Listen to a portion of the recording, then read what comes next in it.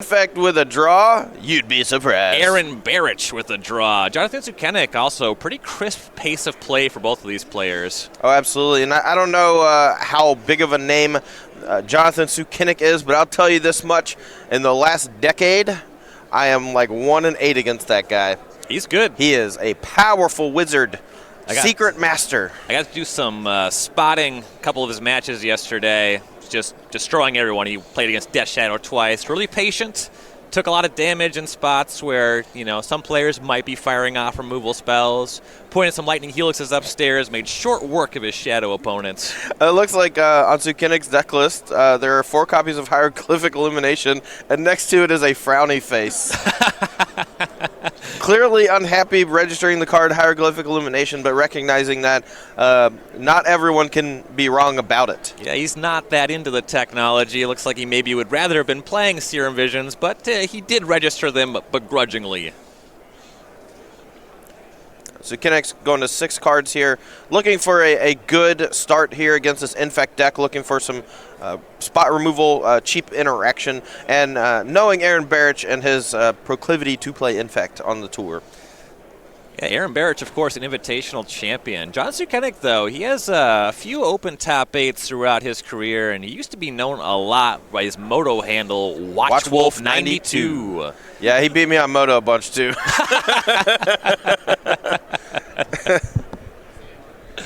I know he used to play a lot of 4-color, little weirder builds of deck, but lately in Modern, he has been playing Jeskai Control and more or less following what all the cool kids are doing, the Ben Nickliches. He does have that Secure the Waste. Players have been bringing that back as of late.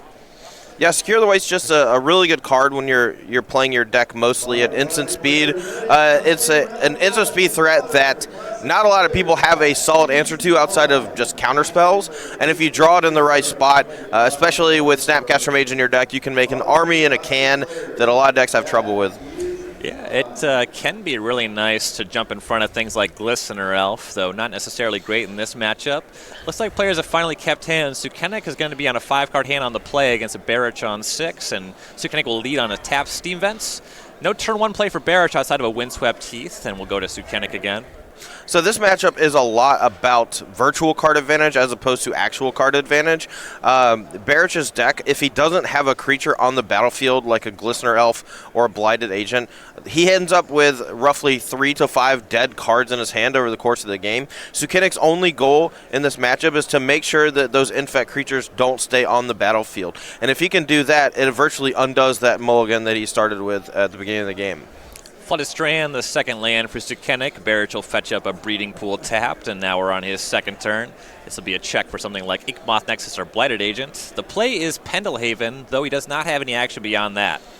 Yeah, he might have an Infect creature that he wants to play, but he also might have kind of gotten stuck keeping a 6-card hand that was very good outside of having an Infect creature. But there's also a chance he's just waiting until turn 3 so he can play at least 1 protection spell to make sure that that Blighted Agent resolves. Hallowed Fountain tap for Sukenik, and now on Barich's turn, he'll play a Misty Rainforest before casting Blighted Agent. We'll see Sukenik crack that Flooded Strand. He'll go to 19. Yeah, this sequence is going to play out here. Sukenik's going to go Lightning Helix. Barich is going to play something like Blossoming Defense or Vines of the Vastwood to protect. And then Sukenik's going to untap and go Snapcaster Mage Helix to get rid of it permanently. We're seeing that play out. There is the shock on the Hallowed Fountain. Sukenik fires Lightning Helix at that Blighted Agent. Falling to 17 to do so. Barich will crack that Misty Rainforest. He's at 18.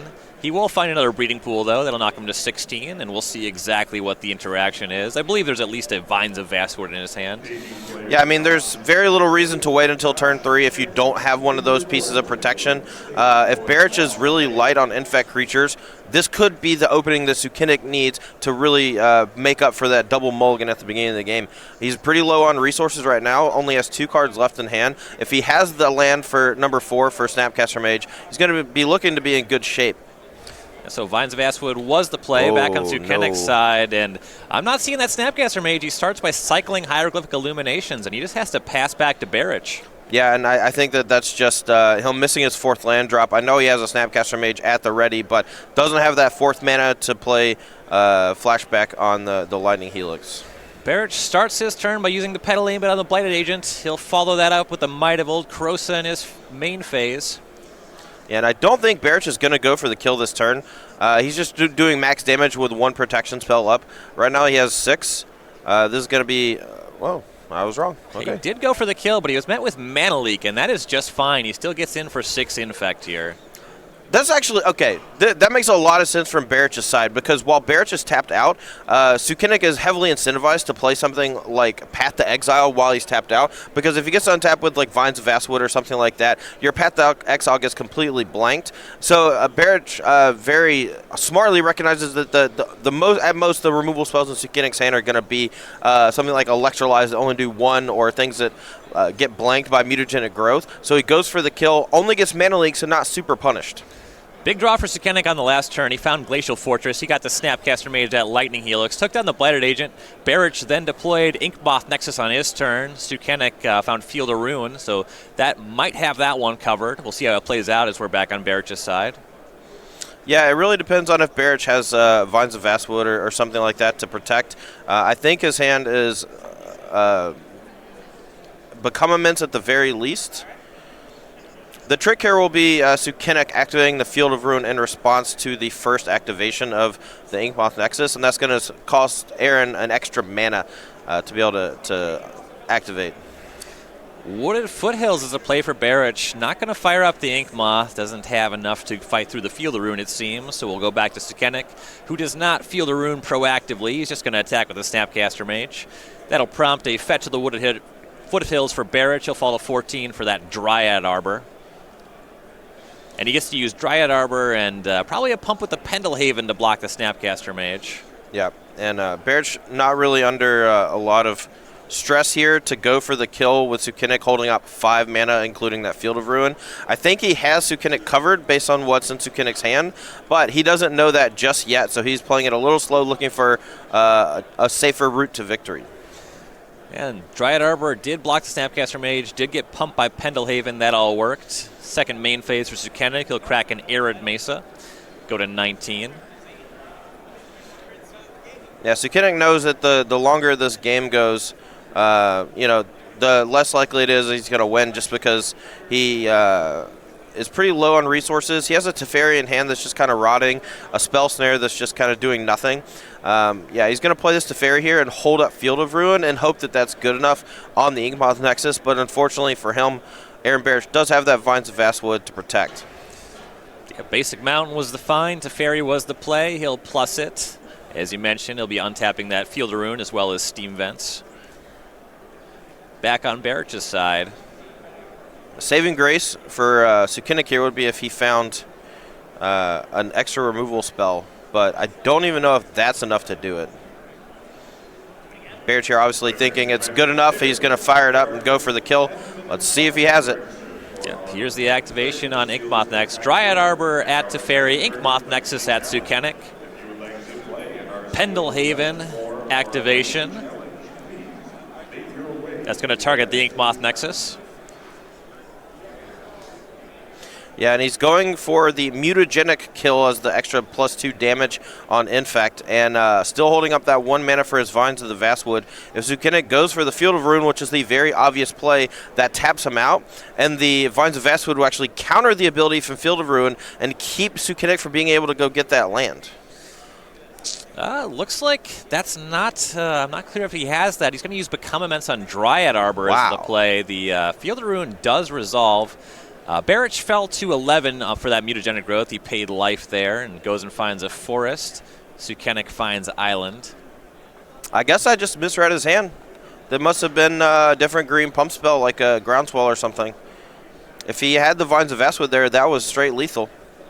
Yeah, not sure, but in this game anyway, Teferi is down. Yeah, and that's really important. That's step one. If Barich doesn't have the kill, he's got to make sure that Teferi doesn't run away with the game. And now we're basically starting from scratch. Right, from scratch with regular damage. Just Dryad Arbor online currently now. Back over to Sukenik. As you mentioned, that Spell Snare still in hand. That will be good if the next threat that Barich draws is Blighted Agent specifically. Right. Play for Sukenik is Basic Island. He'll pass back. Regular damage is pretty tough to deal here for Barich's side because the Jeskai control decks are pretty well set up to beat stuff like Burn, thanks to Lightning Helix, Snapcaster, Lightning Helix. You see Sukenik took a bit of damage early from his mana, still at 19 life. Yeah, a couple Lightning Helixes really go a long way. Barich will attack with Dryad Arbor, pump it with Pendelhaven. That'll knock Sukenik to 17. Second main, Barich does have another Inkmoth Nexus. Yeah, but this is where the Jeskai control deck really loves Hieroglyphic Illumination. That end of turn Snapcaster Mage with all that extra mana allows him to draw 2 cards, and raw card advantage, not something you see a lot in Modern, and this Jeskai deck has it in spades, mostly because of Hieroglyphic Illumination. Yeah, so Sukenik does draw 2 cards off that Snapcaster Mage, and he's going to be aggressive. He'll attack with the Snapcaster, knock Barich down to 9. Scalding Tarn is the land for turn for Sukenik, and he'll pass back. Yeah, Sukenik here looks like he's in a little bit better shape than he was just a turn ago. If I'm not mistaken, has a Cryptic Command in hand that he can use to either counter a big pump spell from Barich, maybe just go tap your team, draw a card in the worst case scenario. I'm very curious to see how this plays out. Yeah, he has a lot of mana to leverage, which means Cryptic Command plus something, usually very good against the Infect deck. You know the card that threw me off in Barich's hand? It's a foil Distortion Strike. I guess the picture on Distortion Strike kind of looks like a Vines of Vastwood, and I just thought it was that the whole time. And the foiling was discoloring for me. Distortion Strike quite a bit worse here. Yeah, no kidding. Not really the matchup for that one.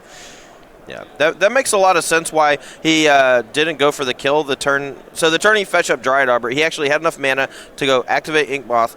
If Sukenik went for the Field of Ruin, he could activate again and Vines of Vastwood it and still pump it. So him not having the kill that turn makes a lot of sense why he didn't go for it, and why the turn after he threatened the kill but also had the ability to take down the Teferi with the Become Immense on the Dryad Arbor. Barich tried to fire up that Inkmoth Nexus. Once it was animated, Sukenik used that Cryptic Command to pick up his own Snapcaster Mage and tap down the creatures for Barich. Puts us back on Sukenik's side. He'll play a Sulphur Falls and pass back. Wow, the director just trolling me here, showing the picture of each and making me feel like a big stupid. Appreciate it. I wasn't going to mention that those cards, they look how they look, but Taylor's picking a fight. Barich's going to fire up that Inkmoth Nexus again. This time Sukenik's going to cast a Snapcaster Mage to flash back Cryptic Command, tap the team, draw a card. Yeah, this is just an intricate dance that Sukenik is navigating very well, making sure that Aaron Barich can't kill him by just tapping down his team. If he goes for like a bounce draw or a removal spell, it kind of taps him low enough where he can't cast that Cryptic Command. There's a chance that he dies in response. Post-combat, Listener Elf for Aaron Barich. Sukenik is still on 6 Infect. It's been a long time since that Infect damage was done. Right. That usually bodes well for the Jeskai deck, but it all depends on the sequence of draws that Sukenik has had over the last few turns. Looks like he has access to at least 1 Lightning Helix, still has a Spell Snare, and a land and a random card.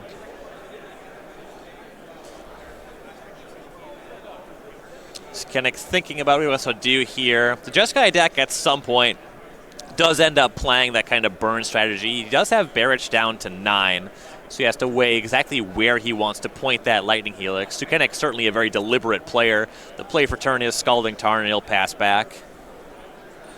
Yeah, I mean, Barich looking like he's going to go for something here. Usually when the Infect player has a potential kill, they start going through the different iterations of worst case scenario from the opponent. Here, Barich feels like he's far enough ahead he can just sit back on this Glistener Elf plus Pendelhaven and force Sukenik to do something first. Yeah, attack with Glistener Elf, meets a block with Snapcaster Mage. Barich just uses Pendelhaven to save the Elf. That's all that happens there. Sukenik cracks his Scalding Tarn down to 15 for a tapped Steam Vents. Yeah, I mean, I think Sukenik might just recognize that his best route to victory here is just burning Barich out. If I'm not mistaken, his hand has 2 Lightning Helixes in it, and he's just looking for that third piece of burn, though. I could be wrong. Ooh, it was a Supreme Verdict was the other multicolored card.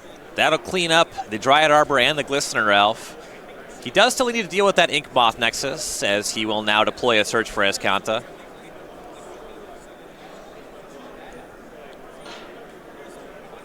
Plenty of cards in graveyard. If he wants, he'll be able to transform that next turn. Yeah, so before now, Barich was just very fine at playing this, longer game plan. But something like Search for Escanta on Sukenik's side is going to force the action. It's possible Sukenik should not have even played the Search for Escanta because now Barich is effectively forced to go for the kill, or else the Escanta is going to bury him. Draw for Barich was Mishra's Bauble. That's some technology he's trying out this weekend. Actually, the full 4 copies in the deck. A little awkward to draw it at this juncture. He's going to spend his turn, start by firing up Inkmoth Nexus, activate Pendelhaven. He's going to go for it. There's Mutagenic Growth. Sukenik fires Lightning Helix. And Barich has nothing. Inkmoth Nexus down. Sukenik to 18. Oh, that's not good. He really needed one more pump spell there to fight through that Lightning Helix. With it being 3 toughness thanks to the Pendelhaven, any pump spell would have gotten the job done. Unfortunately for him, looks like he just has, Distortion Strike in hand, drew Mishra's Bauble for the turn. Not a lot going on. Yeah, he'll play that Mishra's Bauble. It is amusing. So often we watch Infect play against decks like Humans, and you just think the only thing they can draw is Distortion Strike. But here we're seeing the downside of that card, the fact that it does not pump toughness. Sukenik is going to take a look, and he'll transform his Search for Escanta into Escanta the Sunken Rune. And he'll just pass back. Barich is going to use that Mishra's Bauble to target himself. He does still have an uncracked Windswept Heath, so he can choose if he wants to have that one or not. Yeah, that's one of the best parts about Mishra's Bauble. You get to look at the top card of your deck, and if you have a fetch land on the battlefield, you basically get to opt it away if you want to, The fact that it's free is a really big deal for Infect for a number of reasons. When I played Infect back in the day, the thing that really bugged me the most about playing things like Serum Visions is that you don't have access to a lot of actual just total colored mana each game because you have to hold up a bunch to make sure that you can cast your protection spells. But here, Mishra's Bauble just fits the bill perfectly. Barich saw one he liked, so he drew his 2 cards, deployed Glistener Elf. That prompted a response of Escanta the Sunken Rune for Sukenik, found Cryptic Command, counter draw on the Glistener Elf, follow-up was just a Mishra's Bauble for Barich. Go back to Sukenik, he's just going to pass the turn. Barich will crack the Bauble on himself. Yeah, this game it might take a few more turns, but I think everyone involved knows that the game is over. Barich had a few windows to go for the kill, needed to find a protection spell, but Escanta generating this card selection and card advantage here, just putting Barich's Infect deck to the test, and it's one that he can't pass. Does not take many hits as we see Sukenik use that Escanta on Barich's end step, finds a Logic Knot. Over on Aaron Barich's side, here's a Noble Hierarch, and that's just going to be Cryptic Command. Huge show of strength for Sukenik, counter draw on a Noble Hierarch. Yeah, absolutely. And he has enough mana to Cryptic counter draw, activate Escanta, as well as cast Hieroglyphic Illumination. Barich sees the writing on the wall and picks him up. Yeah, the Escanta found Secure the Waste. That one was going to close things in very short order. No shortage of mana for Sukenik. So we're going to go to the sideboard games here as Jonathan Sukenik does take game number 1. For our Infect player, Aaron Barich, the sideboard is going to be 1 Dissenter's Deliverance, a Nature's Claim, 2 Ceremonious Rejection, a Grafdigger's Cage, a Ravenous Trap, 2 Spellskites, a Dismember, a Spell Pierce, a Dispel, a Nissa Voice of Zendikar, a Distortion Strike, and 2 Shaper's Sanctuary. What do you like? So this Infect deck has to have quite a few permanents out of the sideboard that give them a different means of protection. Shaper's Sanctuary is particularly good in this matchup because Jeskai's main form a game plan against Infect is to just target your creatures with removal. Nissa Voice of Zendikar, I think, is a pretty good card because it allows you to apply pressure in a different way. It's pretty tough for the Jeskai control decks to interact, so yeah, I really like Nissa and Shaper's Sanctuary for sure. The Dismember feels pretty good.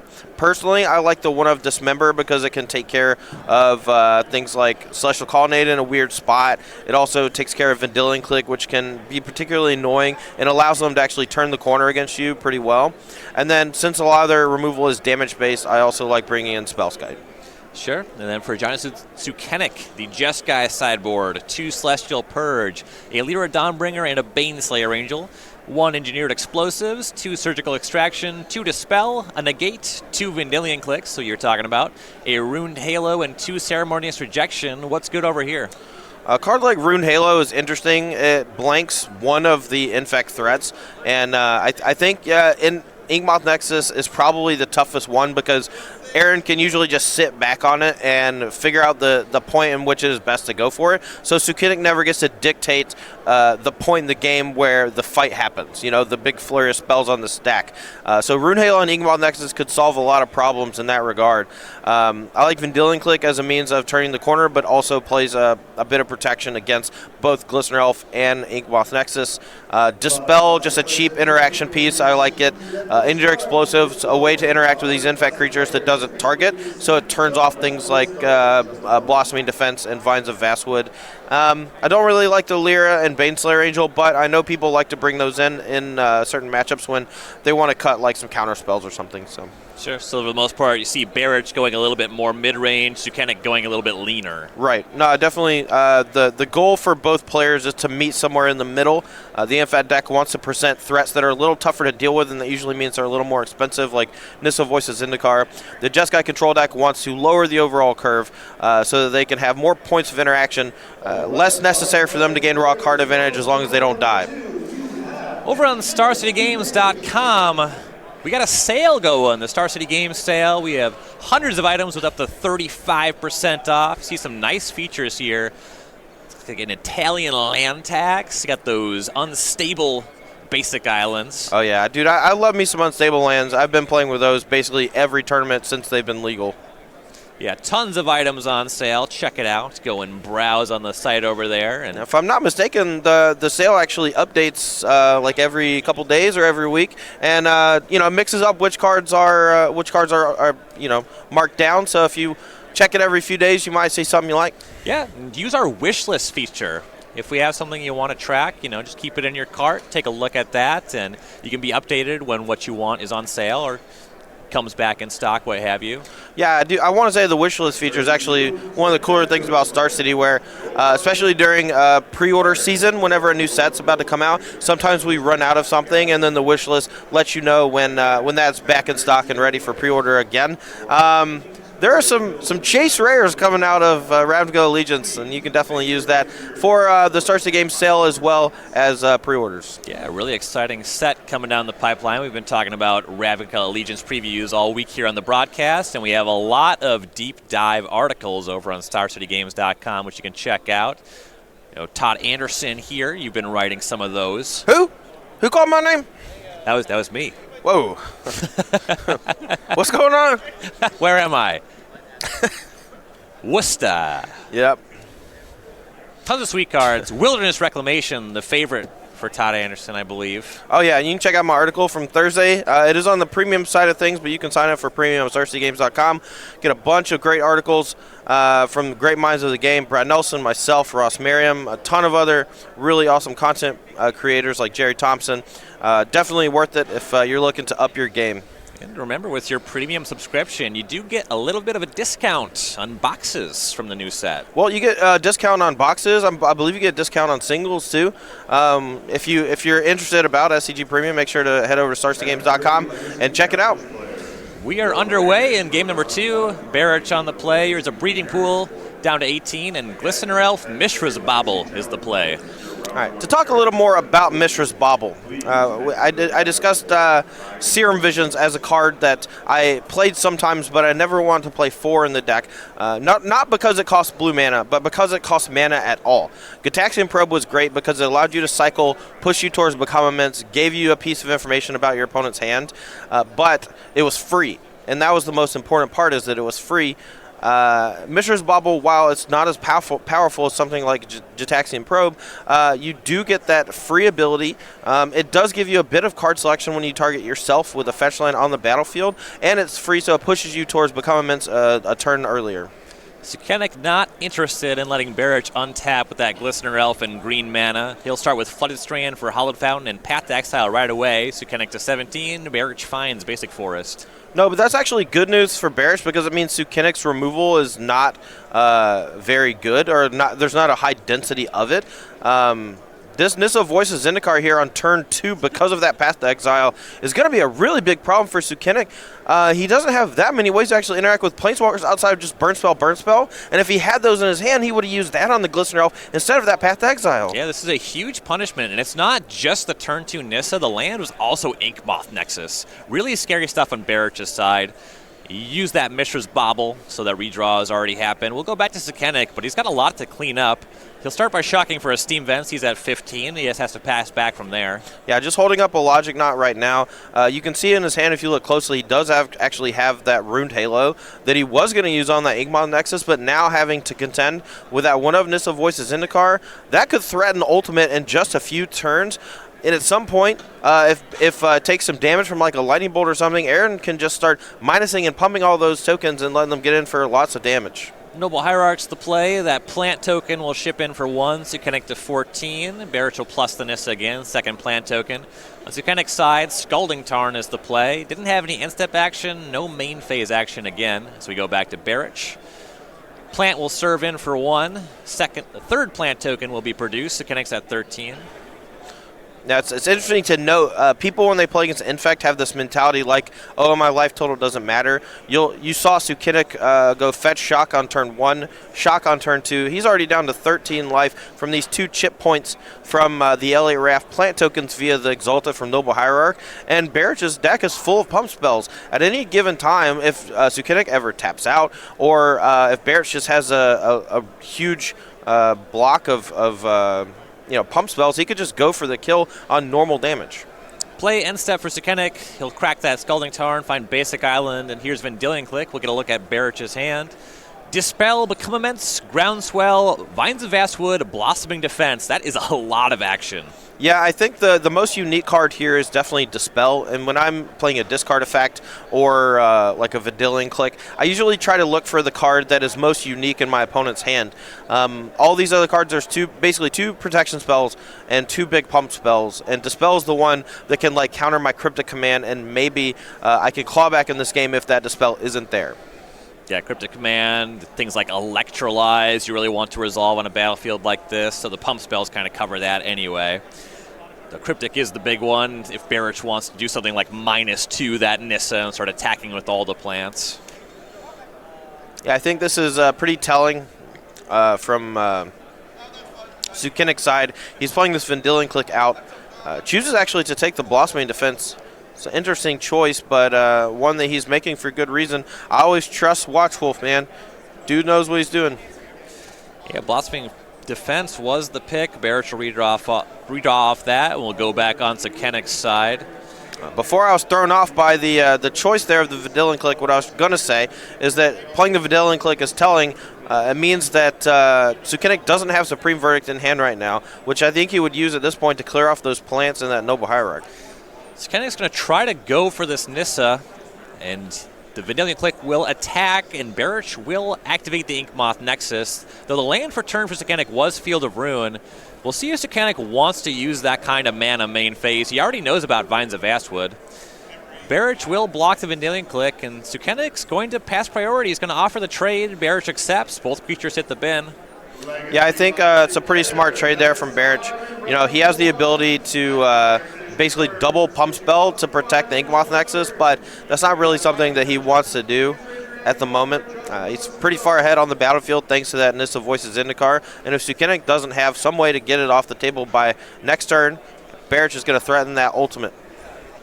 Yeah, the -7 is approaching. The Nissa is currently at 6.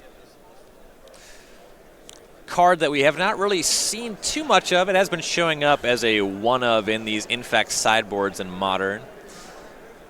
Sukenik is going to use that Field of Ruin main phase. It's going to target the Breeding Pool. One of 2 sources for blue mana that Barich had is they do not play Basic Island. Sukenik's going to find a Plains. Barich is going to find another Forest. But yeah, look at that -7 for Nissa Voices Zendikar. You gain X life and draw X cards, where X is the number of lands you control.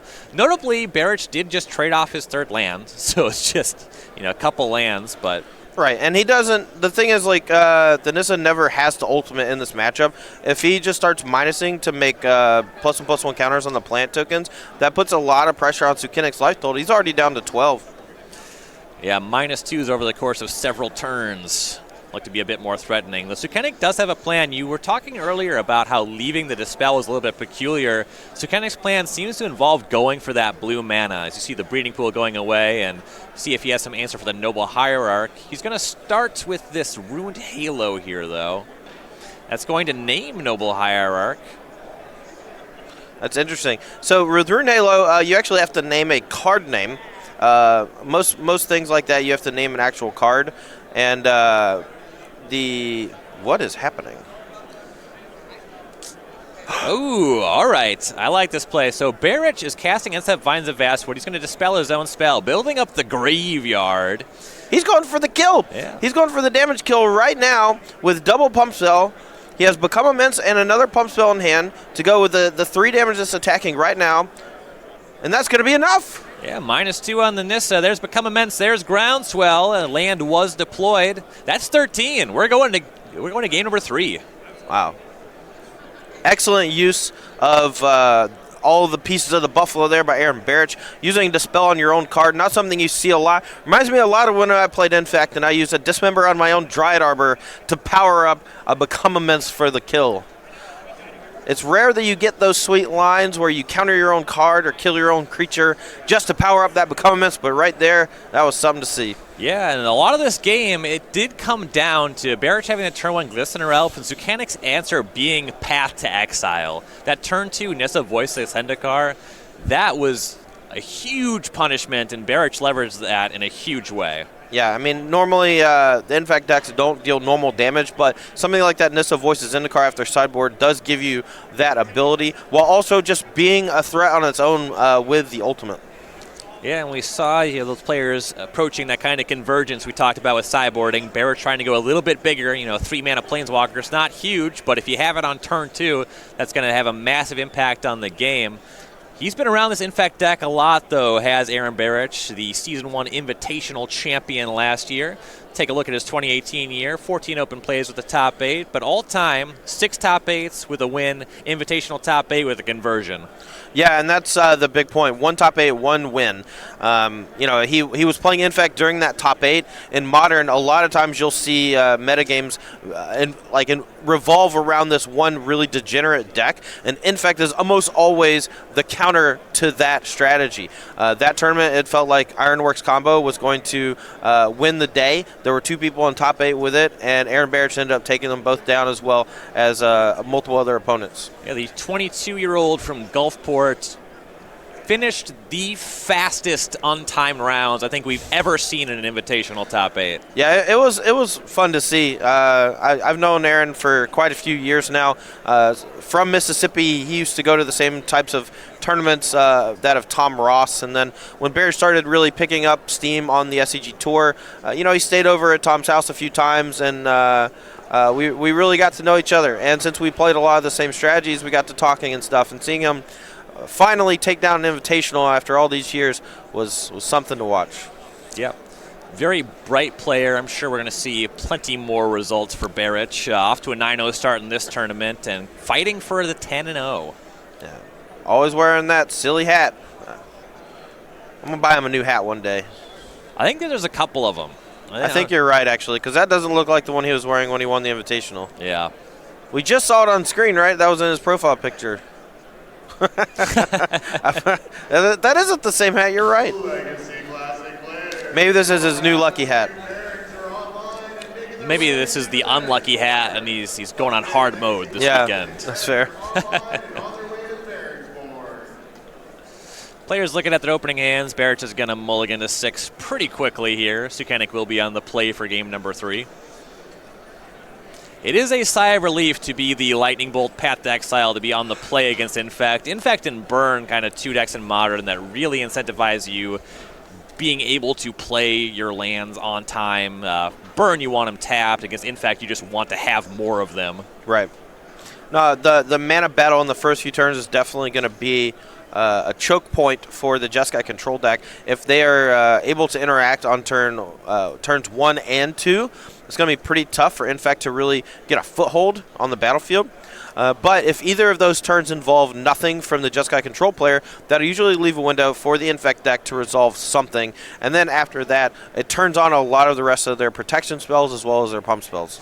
Barich will keep on 6, square to the bottom. Sukenik will start us off with an Arid Mesa, and we'll go over to Barich. Wooded Foothills cracked. Most likely a breeding pool, we'll find out. Noble Hierarch and Mishra's Bauble will be cast. Interesting that Aaron chose to play the Bauble after fetch land. It's possible that that just means he doesn't have another land, and his plan is to just pop it on Sukenik during the end step to get a little more information, or perhaps during the draw step to know one of the cards in Sukenik's hand.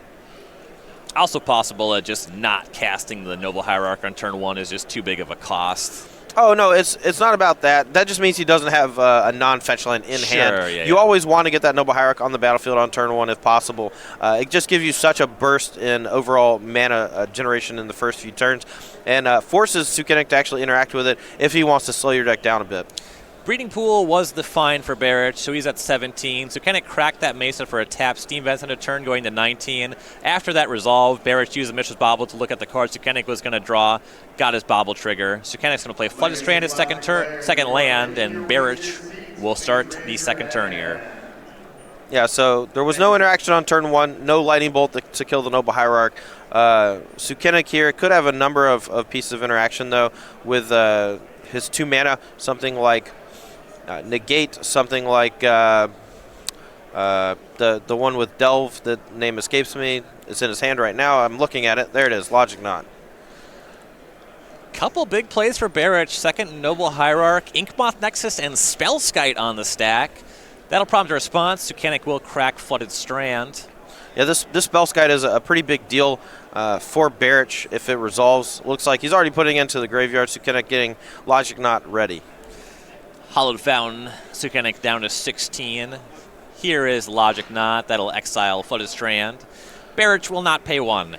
Something pretty amazing about the human brain. I can tell you my exact 15-card sideboard from my Grand Prix top 4 in Houston in 2010.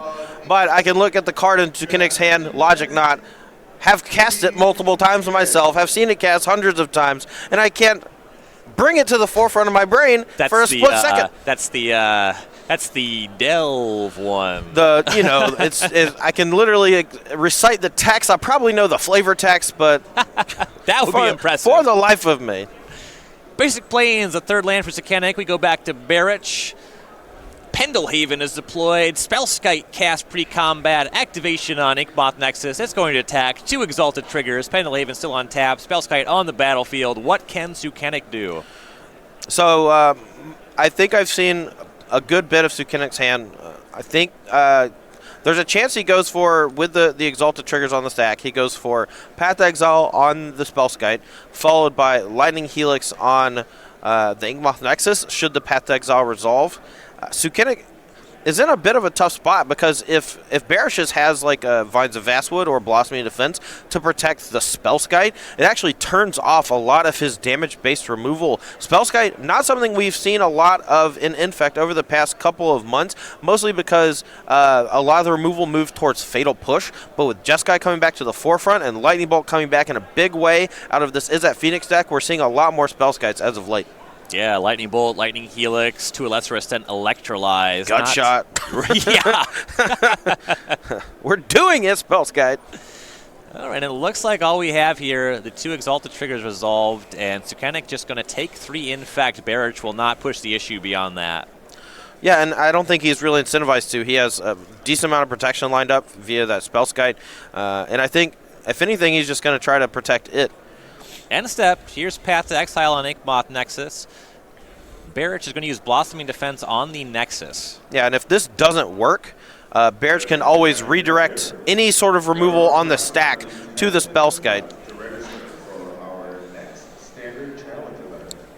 Sukenik's thinking about if he wants to respond. That all resolves. Rather, the Path to Exile fizzles on resolution as the Blossoming Defense resolves. Yeah, and remember that thing I said about now Barich has Inkmoth Nexus as his threat. He can choose when to initiate another fight. With Sukenik untapping with 4 mana, there's a chance that if Barich has very little to do, he doesn't have to fire up the Inkmoth this turn. Sukenik will shock for a Steam Vents. There's Supreme Verdict. He's at 16, but that clears up a lot of what Barich is up to. Yeah, and that's real bad news for Barich. He needed those Noble Hierarchs to stick around for at least another turn to threaten that extra exalted infect damage. Blighted Agent the play for Barich, so he has potentially 2 infect threats on the following turn. We'll see what Sukenik can say about that. Sukenik will Lightning Helix the Blighted Agent on his main phase. That'll prompt a Vines of Vastwood from Barich. Yeah, the problem here is that Barich is going to empty-handed, and Sukenik's entire deck revolves around interacting with the opponent. Like, he can wait till upkeep here with that 3 mana. He can go Snapcaster Mage, Path to Exile, and just wait to see if Barich goes for a pump effect on any of these 2 infect threats. Sukenik will shock to 12 for a Hallowed Fountain, and we're back on Barich's side. Draws up to 1 card in hand. No activation on the Ink Moth. Blighted Agent will serve, and Barich will activate Pendelhaven. Yeah, and this is Barich is actually just in a spot trying to figure out why Sukenik shocked to deal himself damage. Figures out that it was Snapcaster Mage. Goes for just the pump on Blighted Agent and with the Pendelhaven, and has the protection spell. Sukenik went to 5 Infect. NSAP tried to Snapcaster Path to Exile. That was met by Spell Pierce, so Blighted Agent's still hanging around. Sukenik will spend his turn attacking Barich down to 15 with the Snapcaster. It can't block Blighted Agent or Inkmoth Nexus anyway. So we go back to Barich. Try for another attack with the Inkmoth plus Pendelhaven. This time Sukenik going to Path to Exile right away. I'm curious why he chose not to attack with the Inkmoth Nexus without that piece of protection. He could have Pendelhavened the Blighted Agent and then fired up the Inkmoth Nexus to play around Electrolyze. But in this spot, I feel like he needs to get those little chip points in. Obviously, the card in his hand could change my thoughts on that, but without that knowledge, I'm unsure of what the correct play is here. Barich found a forest with the Path to Exile. Sukenik spent the turn again attacking with Snapcaster Mage. Barich at 13. Now, Barich will fire up the Inkmoth Nexus. It attacks. Sukenik will flash in Vendilion Click as a potential blocker. Going to target Aaron Barich with that ability. With that on the stack, Barich will use Pendelhaven on the Inkmoth and then Blossoming Defense on it. Yeah, and this is actually just kind of Barich understanding that he needs to protect this Inkmoth Nexus this turn. This puts it over enough toughness to survive a block from the Vendilion Click. Sukenik here actually probably going to take the 4-point hit down to 9 infect, and then just use the Vendilion Click to play defense next turn and threaten that trade. Yeah, you're exactly right. The Vendilion Click shows that Barich's hand is just the other basic forest, and Sukenik declines blocks. He's at 9 infect. Ooh. Lightning Bolt, a very good draw here. The initiation for any sort of fight is going to fall on Barich. Sukenik, whoa. Ooh, he's just going to get aggressive. Attack with Vendilion Click and Snapcaster Mage. That other card must be a Cryptic Command or something. That is an aggressive attack from Sukenik. I love it. Yeah, Barich at 8. That's definitely got to put the fear in you. You see that leg? Top right, Sukenik's leg just bouncing. It was just bouncing up and down. He's nervous. Glistener Elf for Aaron Barich. Does Sukenik have anything to say about that? It's a good question. If he's able to swing in it's a good question. I'm just going to let this play out. Yeah, Lightning Bolt's definitely one of the cards in hand. The other one is something blue. This looks like 4 mana. I hope it's not Hieroglyphic Illuminations. No, it's Cryptic. I think he's going to go for counter draw? And that, no, he can't. Wow. He has to let that resolve, and he has to let Barich fire up the Inkmoth, and then he has to go for tap draw. And if that happens, then he wins the game by attacking plus bolt. If Barich decides not to attack, he can go EOT tap plus bounce Inkmoth. He's going to fight on the stack. There's Cryptic Command to counter draw. Only 1 mana left up. If Barich found a protection spell with his last card, he can fire up the Inkmoth and attack, and Sukenik has to go for a Lightning Bolt. Oh, no. Well, we knew the last card was Basic Forest. Barich just tries to make Sukenik have it. He does. There's Lightning Bolt, and it's like Jonathan Sukenik. 2-1 over Aaron Barich. He'll be our last undefeated